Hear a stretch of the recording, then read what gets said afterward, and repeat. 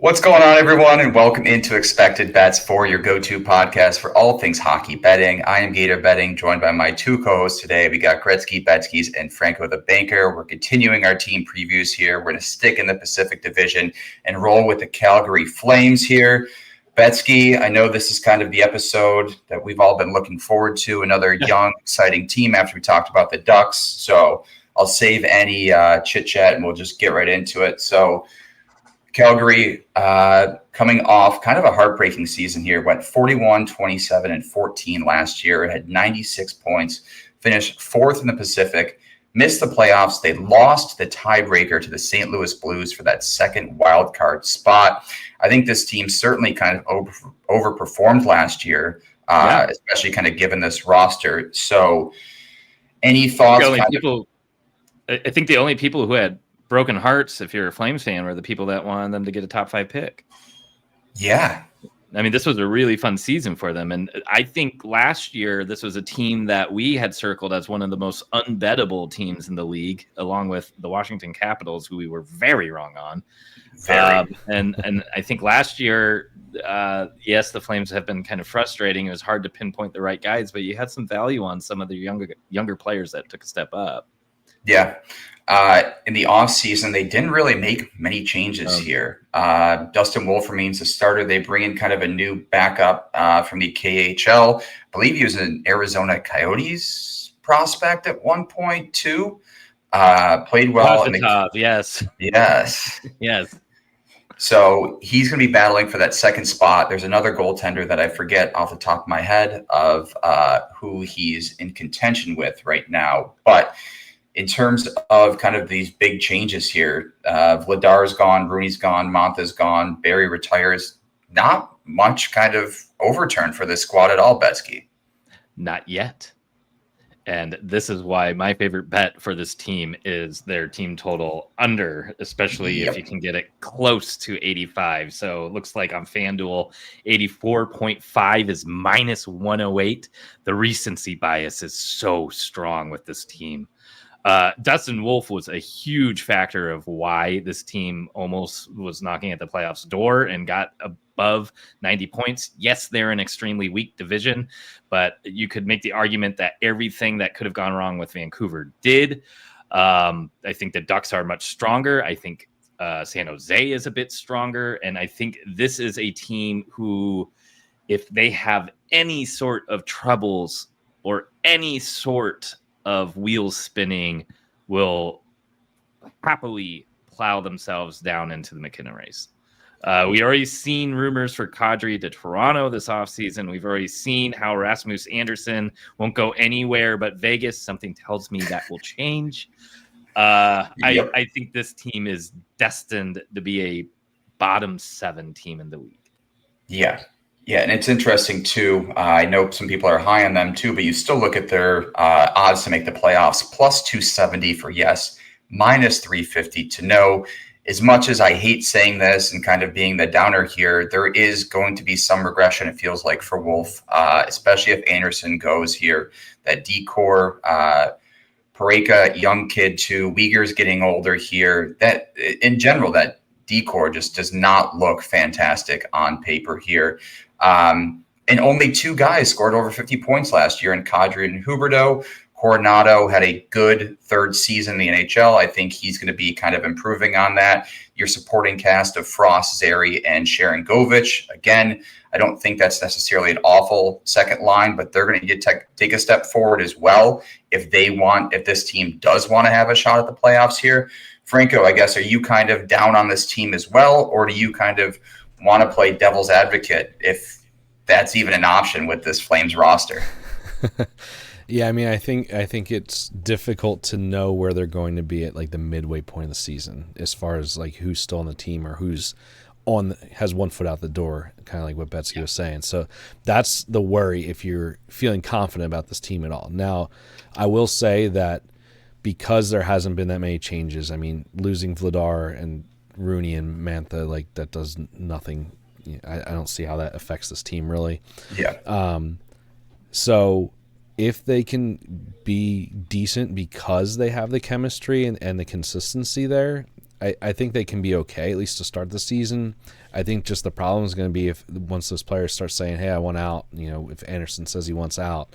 I know there's rumors of Backlund wanting out a couple of years ago as well. So this team can look really ugly if they start moving on from players. But with that being said, I mean, this team did have 96 points last season. You're getting 84.5. I mean, don't do it. I know. Don't do it. I know. I mean, I don't know, man. I don't know. I don't. I'm just gonna say I'm not gonna bet the under. How about that? I think that's fair. I think that they're gonna be around that number. I don't think it's like a smash under like Betsy's saying. Now, obviously, if all those players get traded, this looks a lot worse, and you're good. But I do think that Wolf, again, is he going to have a step down? Kind of like we're talking about Dostal, where he looked great, he looked the part. But this team was fantastic at home. Wolf was fantastic at home. So if they can continue to roll that and still get wins, I don't think they're going to be that bad. Yeah.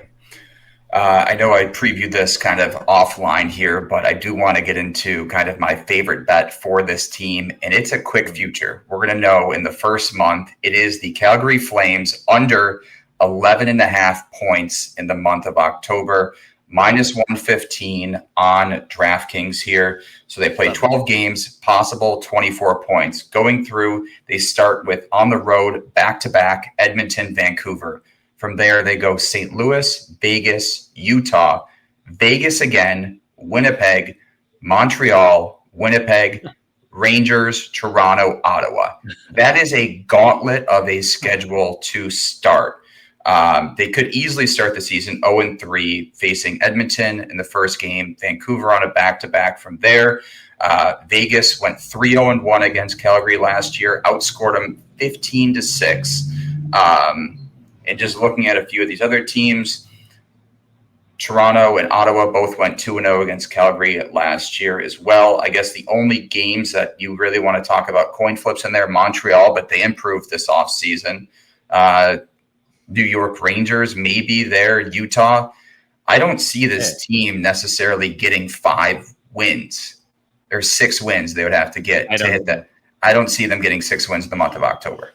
They may get a lot of loser points. I think that would be your only concern there. But playing tight under games that go to overtime. Yeah, that's their only way. But I'm going to take the risk here. I'm going to start off. I think they can rebound from there. I don't think it's going to be necessarily a disaster, dumpster fire, whatever you want to call it, throughout the entire season. I do think they're going to regress, but I love that bet to start the season off strong at under 11.5 points here. Any other player props that you guys like? They did just sign Wolf to that 7-year, $52.5 million contract, so I did want to mention that.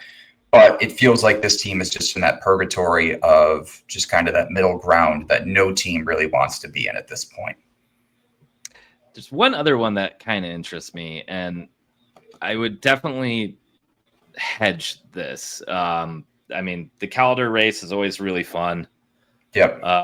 Last year we had Lane Hudson, a defenseman, win it. It was the first time a defenseman won it in quite a while, right? At the end of the year, I remembered hearing all these stats, but it's September now, so let me get some rust off here. But Zane Parekh is kind of like the second coming of Erik Karlsson now that he's been put in the tomb of Pittsburgh. It's like Easter Sunday for the Flames, and he has risen again. There's a chance that Parekh could really turn some heads.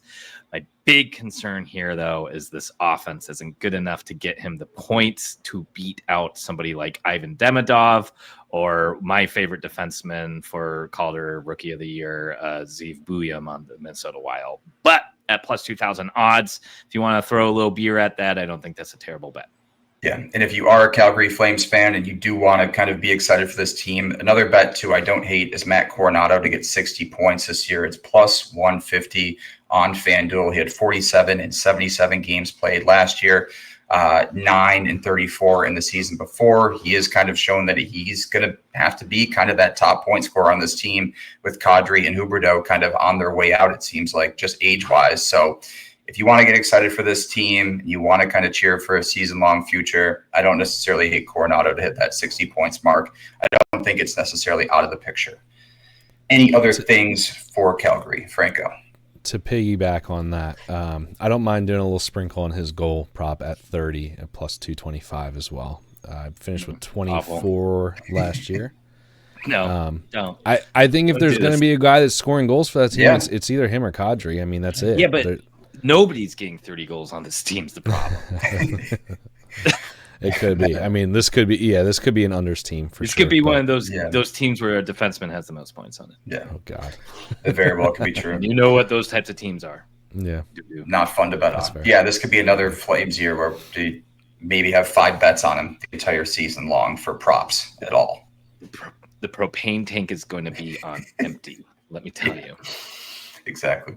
All right, great in the Flame sweater. So that is true. Yeah, Penn State to the Flames. What a combination there. That's path line to the Hall of Fame. All right, we want to thank everyone for tuning into this episode of Expected Bets 4. We appreciate you guys for tuning in, and we will talk to you guys next time.